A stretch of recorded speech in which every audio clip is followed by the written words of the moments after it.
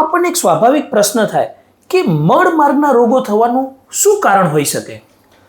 ખૂબ સારો પ્રશ્ન ડૉક્ટર સાહેબ આપે પૂછ્યો. આયુર્વેદમાં એક વાક્યમાં એક વ્યાખ્યા આપવામાં આવેલી છે, રોગાહ સર્વે અપી મંદેગ્નો. મંદેગ્નો એટલે તમામ રોગોની માતા એ મંદ અગ્નિ છે. મંદ અગ્નિ એટલે શું કે જે કોઈ પણ બીમારીમાં પાચન તંત્ર જ્યારે પણ ખોરવાય ત્યારે રોગની ઉત્પત્તિ થતી હોય છે. તો મળમાર્ગને લગતા રોગોમાં પણ જ્યારે પાચન તંત્ર ખોરવાયું હોય ત્યારે જ આ બીમારીઓ ખાસ કરીને થતી હોય છે.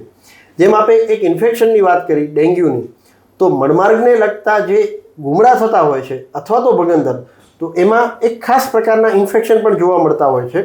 તેના કારણે આ બીમારીઓ થતી હોય છે. પણ મોટાભાગે પાચન તંત્ર બગડવાના કારણે જ આ બધી બીમારીઓ થતી હોય છે. તમને કયા લક્ષણો છે લખો નીચે કમેન્ટમાં.